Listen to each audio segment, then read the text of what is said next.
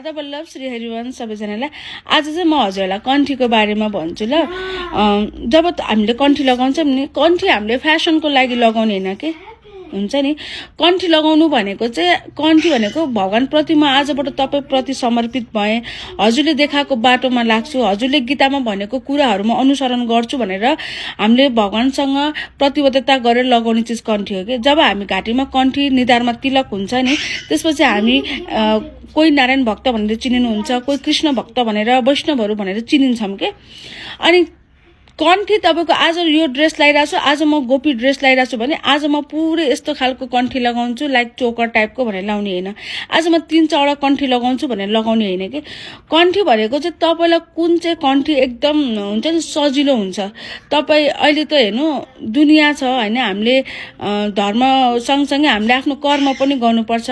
अहिले त यस्तो टाइम छ कि हामीले आफूले काम पनि गर्नुपर्छ, अफिस जानुपर्छ र तपाई घाँटीभरि यति झुप्प कन्ठी लगाएर हिँड्न सक्नु हुँदैन नि त। त्यो पनि छ। त्यसको लागि मान्छेहरुले मसिनो कन्ठीहरु युज गर्नुहुन्छ जहाँ चाहिँ उहाँलाई कम्फर्टेबल होस्, आफ्नो धर्मलाई पनि बोकेर हिँड्नु भएको छ र आफ्नो कर्म पनि गर्दै हुनुहुन्छ है। अनि त्यस्तै गरेर कस्तो हुन्छ नि, अब एक्जाम्पल म तपाईहरुलाई दिन्छु हैन। कन्ठी चाहिँ कस्तो हो नि, तपाईलाई कुन सजिलो हुन्छ, तपाईले कन्ठी लगाउने आज लगाएको कन्ठी भोलि खोलेर अर्को कन्ठी लगाउने हैन के। कन्ठी हामीले निरन्तर रूपमा जबसम्म त्यो कन्ठी एउटा कन्ठी लगाइसकेपछि निरन्तर रूपमा त्यही कन्ठी लगाउने हो के। आज भोलि चेन्ज गर्ने हैन, त्यो फ्यासन होइन कन्ठी। अनि अर्को कुरा चाहिँ कस्तो भने कन्ठी लगाइसकेपछि कति नियमहरु हुन्छ जुन चाहिँ तपाईहरुले पालना गर्नु हुँदैन के।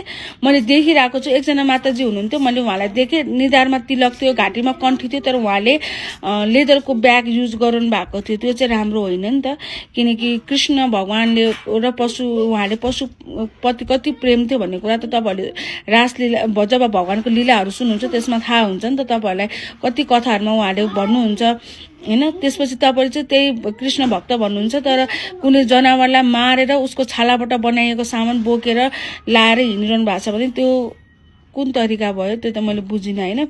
अनि अर्को कुरा कस्तो हुन्छ नि, हामीले जब गुरु दीक्षा लिन्छौं, सिम्पल एक्जाम्पल है, जब हामीले गुरु दीक्षा लिन्छौं नि तब हामीलाई कन्ठी र माला, हाम्रोमा चाहिँ हाम्रो केलीकुञ्जमा चाहिँ त्यस्तो हुन्छ कि माला र कन्ठी चाहिँ हामीले एकदम जब चुज गर्छौं नि तब अलिकति मोटो बिड्स भएको लिन्छौं कि कन्ठी। कि गुरुदेव भगवानको हातबाट पाइएको कन्ठी हामीले सधैँभरि त्यो कन्ठी हाम्रो हातबाट, उहाँको हातबाट पाएको कन्ठी सधैँभरि हाम्रो घाँटीमा रहोस् र माला हामीले सधैँभरि त्यही मालाले आफ्नो जिन्दगी मतलब माला गन्दा गन्दै जिन्दगी जाओस् भन्ने सोच्छौं कि भगवानको नाम जप्नलाई हैन।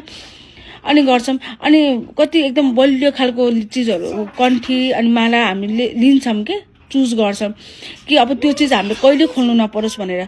तपाई याद गर्नु होला, जसले पनि प्राय दीक्षा लिनुहुन्छ उहाँहरूले कन्ठी, गुरुदेवले दिएको कन्ठी कहिले पनि आफ्नो घाँटीबाट खोल्नु हुँदैन। इभन टुट्यो भने पनि त्यही मनकालाई जोडेर फेरि बनाएर लगाउनुहुन्छ, तर त्यही कन्ठी लगाउनुहुन्छ। फ्यासनको लागि आज राधा लेखेको, भोलि कृष्ण लेखेको, कहिले हरे कृष्ण नाम लेखेको, कहिले यति झ्वाप्प कसैले पनि लाउनु हुँदैन के हैन। त्यो भएर कन्ठीलाई चाहिँ एकदम सिरियस रूपमा लिनुहोस् हैन।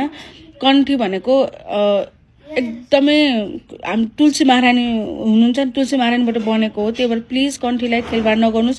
कतिजना त मसँग डुप्लिकेट कन्ठी खोज्न आउनुहुन्छ कि किन भन्दाखेरि गोपी ड्रेस लगाएर भिडियो बनाउनको लागि म यसो हेर्छु नि, मसँग छैन, किनकि म बेच्दिन त डुप्लिकेट कन्ठी हैन। अनि मैले भनेको मसँग छैन भनिदिन्छु कि। त्यही भएर प्लिज कन्ठीको लागि चाहिँ एकदम सोचेर बुझेर युज गर्नुस्। जस्तै मलाई चाहिँ यस्तोमा घाँटीमा यस्तो फुल हानेकोहरु म कहिले पनि लाउँदिन कि, किनकि मलाई घाँटी नेके जस्तो हुन्छ। अनि म धेरै यस्तो टच हुने गरेर घाँटीमा केही चीजले टच भएर मलाई घाँटी नेके जस्तो हुन्छ के, मलाई चाहिँ त्यस्तो खालको प्रब्लम छ। अनि त्यही भएर म चाहिँ ठ्याक्कै यस्तो पातलो कन्ठी लाउँछु, किनकि यो मलाई एकदमै सजिलो लाग्छ के हैन। अनि मैले पहिला ठुलो कन्ठी लगाएको थिएँ, मलाई एकदम गाह्रो हुन्थ्यो कि, अनि यहाँ पास्ने हुन्थ्यो। अनि ठ्याक्क मैले एकजना भाइको घाँटीमा देखेको थिएँ पातलो कन्ठी थियो। अनि मैले भाइ कहाँबाट लिएर आयो, मलाई पनि यस्तो कम्फर्टेबल वाला ल्याइदेऊ न, मलाई सजिलो होस्, किनकि मलाई यसले एकदम गाह्रो भइसक्यो भनेर। अनि मैले अर्को कन्ठी ल्याएँ। यो कन्ठी ल्याएदेखि मैले एकचोटि पनि खोलेको छैन कि।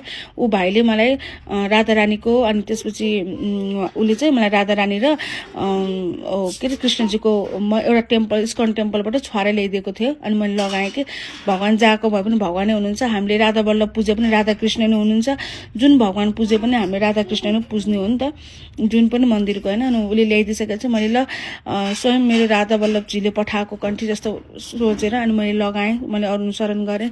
त्यही भएर प्लिज तपाईँहरूले जब कन्ठी लाउनुहुन्छ भने एकदम सोचेर लाउनुहोस् है त। राधे राधे।